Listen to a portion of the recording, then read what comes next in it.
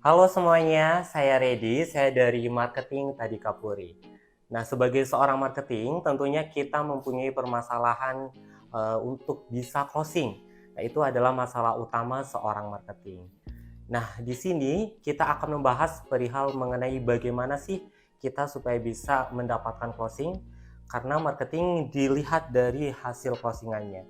Jika marketing bisa closing, tentunya seorang marketing itu sudah berhasil. Itu. Nah, kali ini saya tidak sendiri, saya bersama juga dengan Pak Tovan. Juga ada teman kita dari staf internet digital marketing dengan Ibu Rovita.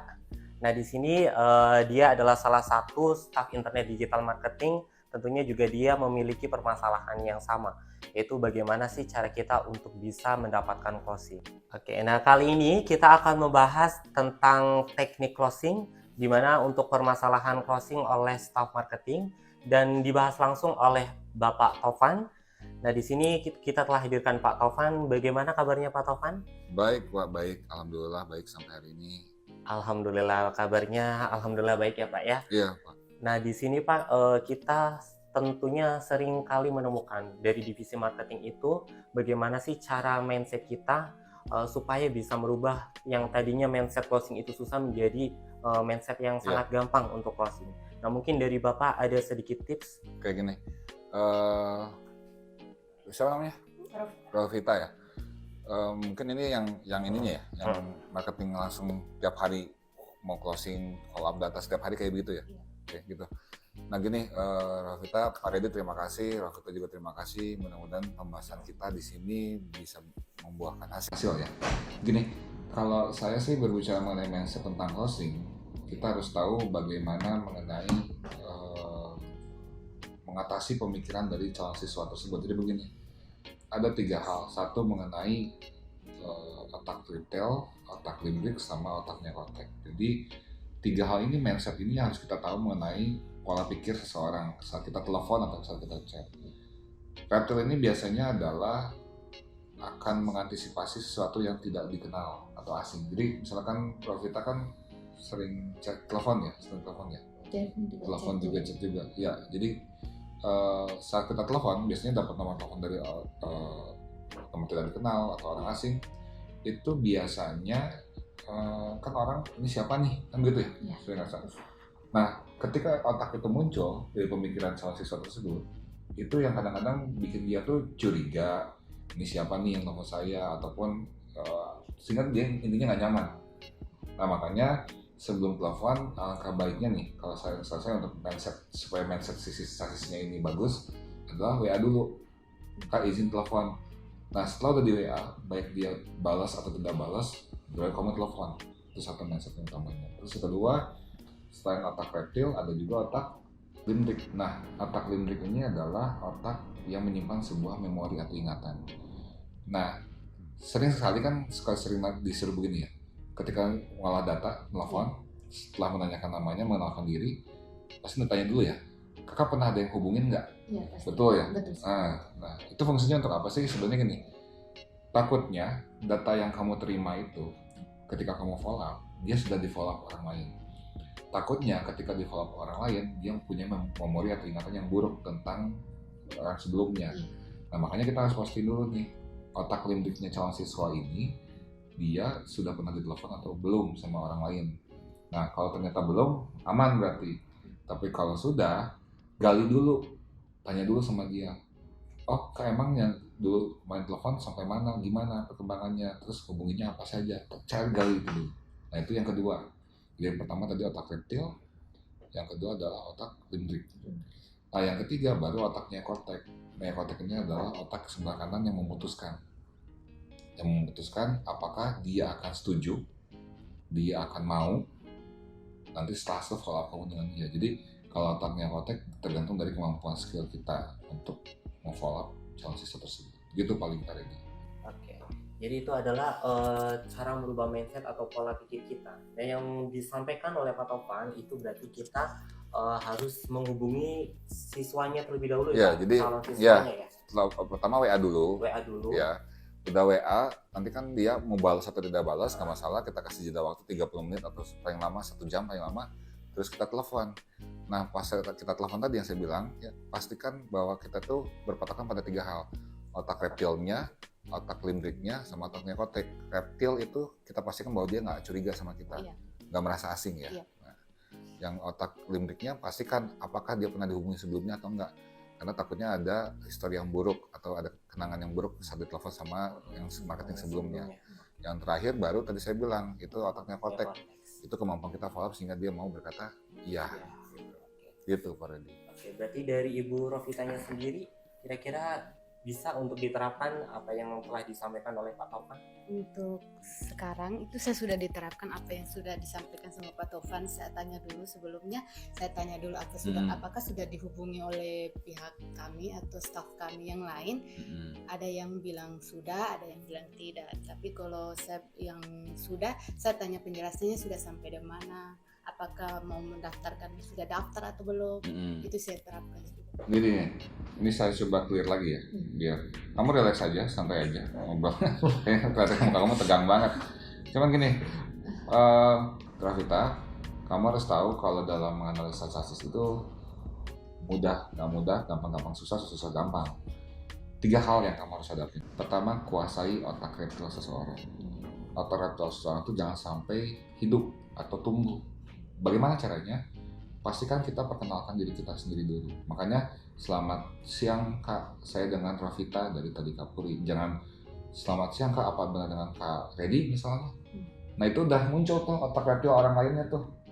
Jadi dia mengerti ini siapa nih. Nah itu yang bikin dia tuh sedikit waspada, sehingga tertutup jadinya. Nah itu bahaya. Jadi perkenalkan diri Anda dulu. Selamat siang Kak, saya dengan Rovita dari Tadi Kapuri. Baru apa benar dengan Kak Redi. Nah prosesnya kayak begitu. Gitu, pertama. Terus yang kedua, pastikan otak limbriknya, yaitu otak yang menyimpan kenangan. Dengan cara apa? Memastikannya satu dengan cara ditanya apakah sudah pernah ditelepon sebelumnya atau tidak. Kalau sudah pernah, gali lebih dalam. Bagaimana kan ditelepon sebelumnya, apa saja yang dijelaskannya, bagaimana kontak terakhirnya, hubungannya sampai mana gitu. Dicari tahu dulu. Nah setelah tahu nih, oh ternyata misalkan dia punya kenangan buruk dengan sebelumnya. Nah, itu semuanya sedikit PR berat untuk mengubah dia menjadi kenangan yang baik lagi nih sekarang. Nah, kamu harus bisa menjelaskan secara persuasif sama dianya pelan-pelan. Oh, Kak, kalau kita mungkin ada informasi yang belum tersampaikan. Nah, izin ya Kak, boleh saya jelasin dulu. Nah, gitu biasanya. Itu untuk melumpuhkan otak limbriknya. Nah, kamu jelaskan dulu. Tapi kalau ternyata yang sebelumnya memang belum ada yang telepon sama dia, itu nggak masalah, berarti skip, berarti masih kertas putih ya, nggak ada apa-apa. Setelah itu baru masuk ke poin nomor 3, yaitu otak neokorteknya. Nah, otak neokortek itu terbentuk berdasarkan kemampuan Anda sebagai seorang marketing untuk bisa memfollow up dari calon siswa tersebut. Jadi kalau otak neokortek itu gimana kemampuan skillnya, nanti kita bahas di 17 neoclosing gitu paling Pak. Oke, jadi bisa dipahami ya untuk Ibu Rovita. Step awalnya tuh, step pertama ya. Pertama, jadi harus bisa diterapkan juga. Itu kan dari segi chassisnya ya Pak ya, itu tadi ada 3, yang pertama itu otak reptil, yang kedua ada limbik, dan yang ketiga ada neokortex. Iya, dan langkah-langkahnya tadi. Dan langkah-langkahnya juga bisa diterapkan. Nah kemudian dari segi kitanya Pak, dari segi SDM. Nah mungkin apa ada sih teknik-teknik closing yang mungkin bisa diterapkan sehingga dapat mempermudah kita untuk dapat mendapatkan closingan.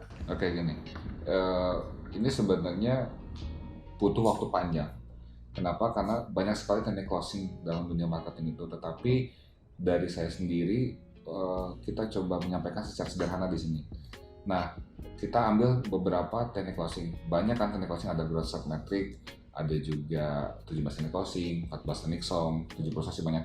Coba kita ambil dulu teknik closing ya. Gini, teman-teman dalam melaksanakan sebuah follow up, kebetulan saya sudah dalam dunia marketing 22 tahun.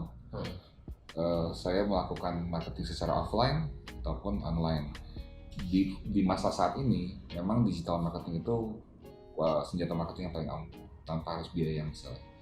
Makanya kamu suka dikasih data, suka telepon, suka chat kan begitu ya. Nah, ada beberapa teknik closing yang bisa kita ambil. Salah satunya adalah metode 17 teknik closing.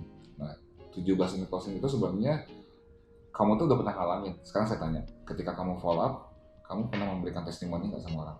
Pernah. Testimoni berupa video. Berupa video, ada ID card yang sudah berkacaran itu. Begitu ya, satu. Terus juga mungkin kamu juga membandingkan dengan sekolah lain. Iya, dengan lembaga pendidikan lain, kadang kuliah juga. Nah gini, kadang-kadang kita tuh sebenarnya udah tahu nih, 17 teknik closing itu sudah digunakan. Cuman yang jadi permasalahannya adalah layers-layersnya nggak dipakai. Layers itu nggak dipakai itu ibaratnya gini, kamu berkendaraan, ya, bawa motor. Bayangkan sama kamu ketika dalam sebuah perempatan atau stopan lampu merah, lampunya warnanya merah, berarti kamu harus apa? Berhenti dong. Kalau lampu hijau harus jalan. Nah saat ini orang itu begitu 17 teknik closing. Saat harus lampu hijau dia malah berhenti. Tapi kalau misalnya lampu merah dia malah jalan. Nah ini terjadinya tabrakan. Nah sama, orang-orang tahu 17 teknik closing tapi nggak tahu pakem-pakemnya nih. Bagaimana cara menggunakan 17 teknik closing yang paling efektif deh. Nah kita ambil nih, nanti di sini teman-teman ada perincian 17 teknik closing dari teknik closing ya sampai yang terakhir. Saya nggak akan bahas semua, cuma gini, kita coba ambil klasifikasinya bahwa teknik closing itu kita ambil 6 teknik closing dulu deh. Misalkan yang pertama adalah ya. Nah teknik ya itu Bu, biasanya itu menggunakan layers. Layers itu adalah lapisan-lapisan pertanyaan. Ada 7 pertanyaan. 7 pertanyaan misalnya, apa benar namanya Karedi? Apa benar Karedi dari kota ini? Apa benar Karedi lulusan sekian, umur sekian, tinggi badan sekian, sampai dia menjawab iya aja dulu semua. 7 aja pertanyaannya, nggak usah banyak-banyak 7. Nah, dari 7 pertanyaan ini, ada beberapa kasusnya gini. Ada yang ditanya 7-7-nya jawab iya, berarti itu sukses. Untuk satu teknik closing ya. Itu satu. Tapi ada juga ketika pas ditanya, baru di pertanyaan ketiga, misalkan benar dari kota Ambon. Oh bukan Kak, saya dari Kalimantan. Nah, itu udah satu sinyal atau rambu-rambu bahwa teknik closing yang Anda pakai ya ini harus cepat berubah ke teknik closing yang lain. Misalnya dia jawab, enggak Kak dari Kalimantan, langsung Kakak jawabnya, Kalimantannya di mana? Terus Kakak samanya aktivitasnya apa? Nah, ada momen di mana Kakak itu harus bisa belokin nih. Itu biasanya dari soft skill, kepekaan kita. Kalau saat tahu nih ternyata teknik closing kita udah nggak bisa dipakai lagi, harusnya kita pindah ke teknik closing lain. Nah biasanya itu yang saya bilang tadi, ketika lampu merah malah jalan, tapi ketika lampu hijau malah berhenti. Nah itu feeling dalam menggunakan 17 teknik closing yang harus kuat, kepekaan itu pertama. Nah itu ya. Nah jadi setelah Anda sudah melaksanakan ya itu 7 pertanyaan ya, ada case pertama dia menjawab semua, aman berarti. Udah 7, kalau dia udah 7 menjawab pertanyaan Anda pindah ke teknik closing yang lain. Jangan diterusin ya terus, nanti tajinya monoton, orang itu malas. Jadi selama ini apakah pernah 7 pertanyaan ya atau lebih, bisa kurang bisa lebih ya? Bisa kurang. Kadang kurang, kadang lebih. Berarti kan nggak ada aturannya yang dipakai. Nah itu yang jadi masalah sebenarnya. Kalau saja Anda menerapkan minimal 7 pertanyaan, jangan kurang. Nah kalau lebih juga belum tentu bagus. Kenapa orang tuh serasa diinterogasi jadinya? Gitu, jadi terintimidasi ditanya. Nah 7 pertanyaan itu dianggap standarisasi untuk orang itu di zona yang nyaman. Kalau kelebihan dia jadinya ngerasa nggak enak, kalau kurang dia masih nggak jelas gitu. Itu ya. Nah setelah itu, terus kedua setelah itu oke, Anda menggunakan teknik closing. Nah teknik closing itu ada ya sampai dengan terakhir. Nah kita harus meracik dulu nih teknik closingnya yang paling tepat berdasarkan karakter Anda, yang Anda nyaman, sama yang Anda kuasain. Itu yang paling penting. Jangan Anda menggunakan teknik closing yang tidak Anda kuasain. Contoh nih, yang paling standar nih, yang bisa digunakan banyak orang. 1 ya. Terus setelah ya itu biasanya teknik menjilat atau memuji. Setelah itu menggunakan testimoni, terus perbandingan, terus keunggulan. 1, 2, 3. Terus terakhir baru now or never. Daftar sekarang atau enggak. Itu yang standar ya. Nah, sekarang saya tanya dulu nih.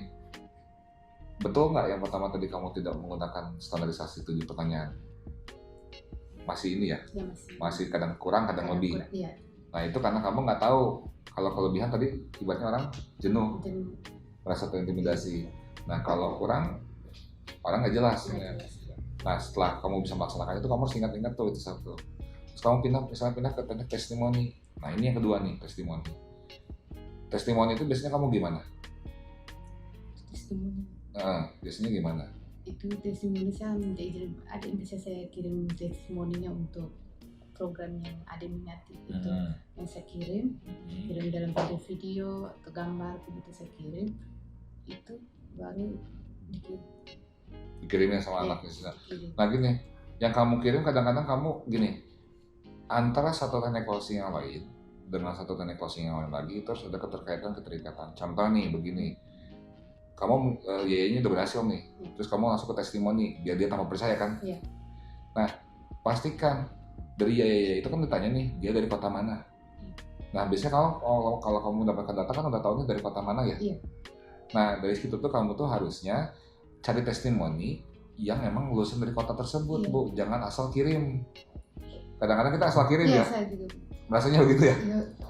Nah, makanya ketika dalam melakukan sebuah follow up itu harus butuh analisa. Nggak bisa kita langsung telepon, closing, bisa jadi, tapi bisa terjadi telepon segala rupa closing. Tapi tingkat kegagalannya makin banyak. Nah, kalau yang kita lakukan adalah detailing supaya tingkat keberhasilannya lebih tinggi. Nah, ketika kamu ngirim testimoni nih, ya, ketika kamu ngirim testimoninya di 7 layers lagi nggak? Nah, harusnya di 7 layers. Nih, misalnya testimoni produk bandara, testimoni perhotelan, IDM, ataupun Jepang. Jadi harus 7 tetap. Yang pertama tadi ya kan pertanyaan. Iya. Nah, kalau testimoni adalah berita yang disampaikan. Berarti berita itu harus 7. Nih Kak, nih yang sudah kerja di bandara di bagian ini, namanya ini, kota ini. Alangkah bagusnya di kota tempat dia berada di situ. Jadi sehingga nantinya gini, kadang-kadang kalau saya closing dengan testimoni, Kak, kakak di kota mana? Ambon. Oh ya, Kak kebetulan saya ada peserta didik kita yang sudah lulus dan sudah bekerja di kota Ambon. Namanya Linda. Kakak bisa datang aja sama Kak Linda, nanti saya buat temu janji, jadi bisa kakak ketemu di bandara. Nah itu bagus tuh. Itu lebih real. Jadi orang tuh bisa ketemu, oh ya saya langsung kerja di sini. Jadi lebih meyakinkan tesisnya, tidak hanya memberikan video yang tidak jelas.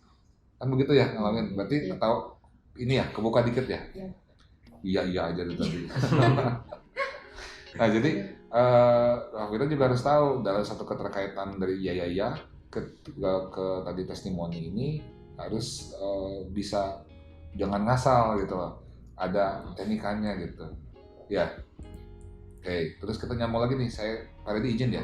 Sebentar biar lebih jelas. Udah ya, taruhlah kita ke teknik perbandingan.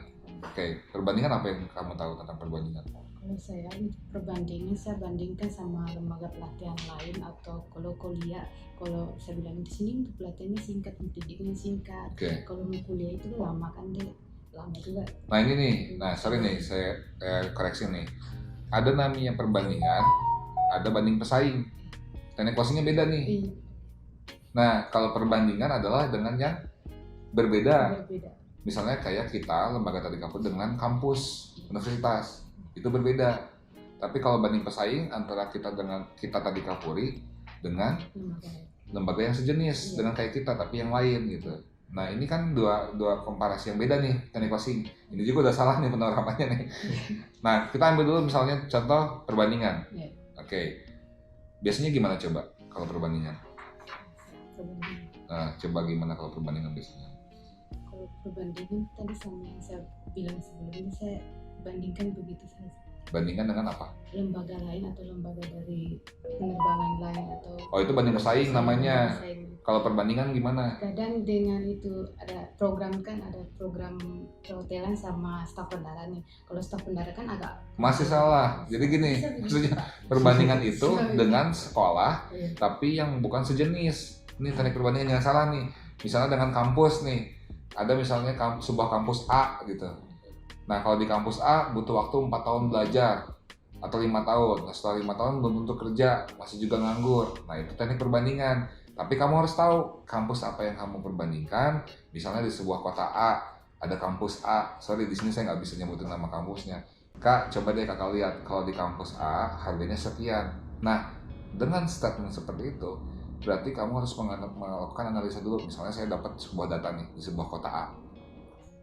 Ketika saya misalkan ada data sama, saya dapat data misalnya nama Reddy nih, dapat nama Reddy. Terus saya lihat datanya, oh ternyata Reddy dari kota A. Oke, saya cari tahu nih kampus-kampus di kota A yang terkenal. Itu apa? Berapa biayanya? Apa aja jurusannya? Berapa lama kuliahnya? Nah, setelah saya dapat informasi, Maka ketika saya akan melaksanakan teknik closing yang tadi perbandingan itu, saya akan ngomong sesuai fakta. Karena kita sudah melakukan research dulu, analisa dulu. Jadi jangan hanya ngomong doang tanpa membandingkan dengan fakta data asli. Nah ini salah satu, yaitu tadi saya bilang 17 teknik closing itu gampang-gampang susah, susah gampang. Jadi dipikirnya gini, ya udah deh asal ngomong aja deh. Namanya marketing yang penting ngelakuin closing ya, gitu dong. Kak bandingin dengan ini, padahal kamu nggak tahu sebenarnya di sana tuh kayak gimana, bahkan kamu juga belum pernah ke sana, betul kan? Nah itu salah satu yang bikin Anda gagal closing itu juga karena ngasal berdasarkan diri sendiri aja nih, menurut gua bagus, ya udah deh gua gas aja, padahal nggak gitu. Nah itu perbandingan. Jadi kalau kamu dari ya ke teknik testimoni, ke perbandingan, itu keterkaitannya jelas. Oh kalau kita tahu dari ya di kota Ambon benar, berarti menggunakan testimoni, usahakan alumninya yang dari Ambon dan masih aktif dan bekerja, itu lebih bagus pasti, tingkat akurasi keberhasilan makin tinggi. Setelah itu cari perbandingan dengan kota Ambon, salah satu kampus di kota Ambon. Tapi kamu harus tahu dulu, kamu buka Google, lihat dulu, oh ada kampus A, terus harganya sekian, jurusannya ini aja, biayanya sekian.